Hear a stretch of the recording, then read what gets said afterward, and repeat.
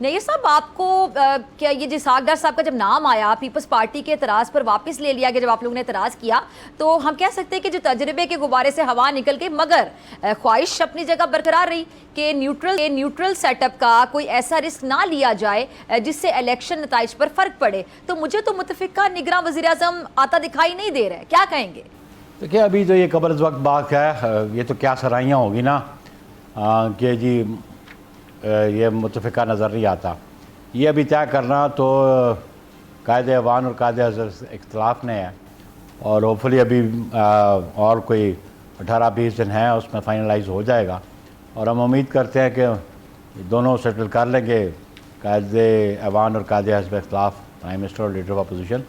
तो अगर ना हुआ तो पार्लियामेंट्री कमेटी है, पार्लियामेंट्री कमेटी नहीं तो इलेक्शन कमीशन है, तो अल्टीमेटली हो ही जाएगा। इस पर बुनियादी बात यह है कि ऐसा शख्स केयर टेकर प्राइम मिनिस्टर हो जो अपनी ज़िम्मेदारी गैर जानिबदारी से निभा सके। अच्छा बुखारी साहब, ये जो जोड़ तोड़ की सियासत इलेक्शन को सामने रख कर की जाती थी, मगर अब जो निगरान हुकूमत को सामने रखा जा रहा है, जिसको तूल दिए जाने का भी खदशा जाहिर किया जा रहा है, वैसे में एक शफाफ निगरान हुकूमत कैसे वजूद में आएगी और पीपल्स पार्टी इसके लिए क्या कोशिशें कर रही है? देखिए, ये भी फिर क्या सराही है ना कि गैर जानबदार हुकूमत नज़र नहीं आ रही। हमारी कोशिश है, पीपल्स पार्टी की कोशिश है कि आने वाले इंतखाबात जो हों वो फ्री फेयर और ट्रांसपेरेंट इंतखाबात होने चाहिए। इलेक्शन कमीशन की ज़िम्मेदारी है इंतखाबात करवाने की, और निगरान हुकूमत ऐसी हो जो उनको उनकी मावनत करे इंतखाबात जो है फ्री फेयर और ट्रांसपेरेंट कराने के लिए। तो हम तवक्को करते हैं कि आने वाले इंतखाबात फ्री फेयर एंड ट्रांसपेरेंट होंगे और पॉलिटिकल पार्टीज़ को लेवल प्लेइंग फील्ड मिलेगी। चलें, आई होप कि ये अब सवाल की आसराई की तरफ ना जाए। तो आपने सबसे पहले असम्बली की मुद्दत पूरी करने की बात की थी, बुखारी साहब इंतखाबी बिल में तरमीम पर मुखालफत की, PTI पर पाबंदी ना लगाने का कहा, तो क्या इन अहम फैसलों से पीपल्स पार्टी को दूर रखा जा रहा है, या आप समझते हैं कि हतमी फैसला जो है वो आपकी हमारी मर्जी की नहीं है? बात यह है कि हम वहाँ कोलिशन पार्टनर्स हैं। अच्छा, और 12 जमातें हैं जिनकी मौजूदा हुकूमत है जो पिछले साल अप्रैल में आई है, तो हम मुशावरत से मामलात को तय करना चाहते हैं। अब चंद दिन तो रह गए हैं इस हुकूमत को जाने को, तो इसलिए इस स्टेज पे तो हमारा ऐसा कोई मौक़िफ़ नहीं है, लेकिन हम असूलों की सियासत करते हैं। पीपल्स पार्टी ने हमेशा असूलों की सियासत की, हम असूलों पे कारबंद रहेंगे, और हम आइन और कानून की बालादस्ती भी यकीन रखते हैं। और ये सारी चीज़ें ध्यान में रखते हुए आने वाले इंतखाबात की हम तवक्को करते हैं कि election commission of Pakistan free fair और ट्रांसपेरेंट इलेक्शन करवाएगा।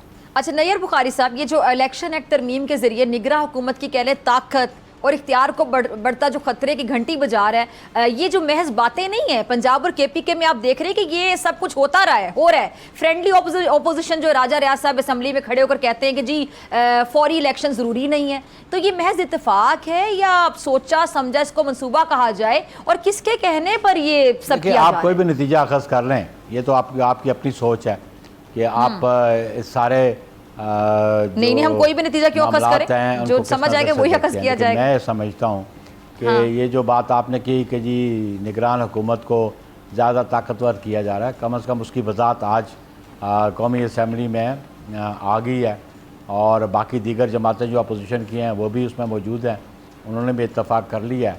वो सिर्फ उन्होंने कहा कि जो ऑन गोइंग नेगोशिएशंस है, मुज़ाकरात, उसके हवाले से अगर कोई निगरान हुकूमत को कोई मामला करना है तो वो कर सकें, लेकिन कोई नया मंसूबा, कोई नया एग्रीमेंट वो तो कतन उनके डोमेन में नहीं आता। तो इसलिए मैं समझता हूँ कि ये क्या सराहियों पे मबनी है बात, स्पेकुलेट ना किया जाए। जो ग्राउंड रियलिटीज़ है उसके मुताबिक हम समझते हैं कि हम आइन और कानून की जो प्रोविजंस हैं। अच्छा ठीक है, ये भी आप कह रहे हैं क्या सराइयों पर मबनी बात है। अच्छा नैयर बुखारी साहब, बलोचिस्तान और KPK में जो इलेक्टेबल्स है बड़ा अहम किरदार अदा करते दिखाई दे रहे हैं, और हर जमात उनके पीछे भी है। सुनने में आया कि मौलाना फजल रहमान साहब भी आपकी जो मुखालफत है उसमें अपना इत्तेहाद बना रहे हैं, तो इलेक्शन को लेकर इन दोनों सूबों में आप क्या मंजरनामा देख रहे हैं? ये भी तो कोई क्या सराई तो नहीं मौलाना साहब वाली जो बात मैं आपसे पूछ रही हूँ? देखिए जी, हर सियासी जमात का हक बनता है कि वो आवाम को अप्रोच करे, वो इलेक्टेबल्स को अप्रोच करे। ये सिर्फ किसी एक सियासी जमात का हक तो नहीं है। तो हर सियासी जमात अपना असर रसूख इस्तेमाल करे, पीपल्स पार्टी अपना असर रसूख इस्तेमाल करती है, और हम कल इलेक्शन में भी एक दूसरे के सामने होंगे, इसलिए इस किस्म की तो कोई कदगन किसी जमात पे भी नहीं है, चाहे वो मौलाना साहब की जमात हो, चाहे वो एन हो, चाहे वो कोई और दीगर जमात हो, पीपल्स पार्टी अपनी सोच, अपनी आइडियोलॉजी की बुनियाद पे आवाम से रजू करेगी और आने इंतखाबात पे जाएगी। और एक सवाल आपने मुझे पहले जो किया था, निगरान हुकूमतें जो पंजाब और KPK में हैं, वो तो एक कंट्रोवर्शियल जजमेंट है। जी जी। उसकी बुनियाद पे सुप्रीम कोर्ट ने KPK की डेट नहीं दी, पंजाब की डेट दे दी, तो वो भी फिर एक डिसीजन था, ये 3-2 का डिसीजन है या 4-3 का डिसीजन है।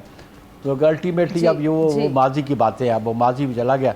मुस्तकबिल को देखे कि आने वाले जो दिन है, हम समझते हैं कि पीपल्स पार्टी इस पर यकीन रखती है कि अगर मुद्दत पूरी होती है तो 12 अक्टूबर से पहले इंतखाबात होने चाहिए। अगर रेजोल्यूशन होती है तो फर्स्ट वीक ऑफ जो नवंबर है उससे बियॉन्ड इंतखाबात की डेट नहीं जानी चाहिए और उसके लिए इंतखाबात इलेक्शन कमीशन को करवाना। अच्छा बुखारी साहब, ये किसी भी अवामी लीडर को साइडलाइन करना, उसकी सपोर्ट को और बढ़ावा देता है। अच्छा बेनज़ीर भुट्टो साहिबा, नवाज शरीफ साहब, इसकी मिसालें हैं, लेकिन इन्हीं की पार्टियों के सामने आज एक और पार्टी लीडर के साथ वही पुराना खेल खेला जा रहा है और खामोशी है। कहीं आने वाले इंतखाबात मुल्क में खुदा न खास्ता तकसीम बढ़ाने तो नहीं जा रहे? देखिए जी, साइडलाइन तो कम से कम पाकिस्तान पीपल्स पार्टी इस पर यकीन नहीं रखती और पाकिस्तान पीपल्स पार्टी समझती है कि किसी सियासी शख्सियत को या किसी सियासी जमात को उसको हमायत देना या उसको मुस्तरद करना, उस जमात को एक्सेप्ट करना या उस जमात को रिजेक्ट करना, ये अवाम और नास का इख्तियार है। हम समझते हैं कि अवाम ही बेहतर फ़ैसला कर सकते हैं और इसलिए साइड लाइन तो नहीं किया जाता। लेकिन अगर कानून जो अपना रास्ता इख्तियार करता है, अगर कोई सियासी लीडर कानून की खिलाफ वर्जी करता है, अगर वो जुर्म का इर्तिकाब करता है और अगर मजाज अदालत से उसको सज़ा हो जाती है, तो फिर उसको हुकूमत साइड लाइन नहीं कर ली या सियासी कुव्वतें साइड लाइन नहीं करनी, बल्कि मुल्क का कानून उनको रिजेक्ट कर रहा है और उनको डिसक्वालीफाई कर रहा है। तो मैं समझता हूँ कि ये कानून की अमलदारी की बात है और हम कानून की अमलदारी पे यकीन रखते हैं। अच्छा बुखारी साहब, ये जो दुबई मुज़ाकरात है उसमें इस बात पर भी समझौते की इतला है कि जी अगर किसी की एक सीट भी ज़्यादा हुई तो उसी जमात का वज़ीर आज़म होगा और दूसरा उसे सपोर्ट करने का पाबंद भी होगा। तो वैसे तो ये मंतक की बात है, लेकिन आप इससे अग्रीड हैं, मुत्तफिक हैं? देखिए बात तो ये तो बड़ी सीधी सी बात है। हम तो समझते हैं कि आने वाले इंतखाबात में पीपल्स पार्टी को सादा अक्सरियत मिल जाएगी। ये सारा डिपेंड करता है, जो आपका सवाल है ये मफरूज़े पे है, क्योंकि इंतखाबात के रिज़ल्ट के बाद ही फैसला हो सकेगा। तो मफरूज़ों के सवाल का जवाब नहीं देते, लेकिन मैं ये समझता हूँ कि जिस जमात के पास ज़्यादा सीटें होंगी उसका राइट ज़्यादा होगा। तो इसलिए ये कबल अज़ वक्त सवाल है। पीपल्स पार्टी इस पर यकीन रखती है कि हम सिंपल मेजॉरिटी हासिल कर लेंगे और इंशाल्लाह वज़ीर आज़म हमारा होगा। अगर आपको ये वीडियो पसंद आई तो सब्सक्राइब करें और बेल आइकन पर क्लिक करें। जामियात में चलता गोरख धंधा, नौजवानों के मुस्तकबिल से खेलने वाली काली भेड़ों के आगे हुकूमत और इंतजामिया मुकम्मल बेबस। मुस्तकबिल के मेहमानों के तहफ्फुज के लिए बोल ने उठाई आवाज, सहाफती फराइज को निभाते हुए पहुंचाई हर खबर अवाम तक, बड़े स्कैंडल से जुड़े तमाम हकाइक रखे अवाम के सामने, क्योंकि बोल है पाकिस्तान का नंबर 1 न्यूज चैनल। सब्सक्राइब करें और बेल दबाएं ताकि कोई खबर रह न जाए।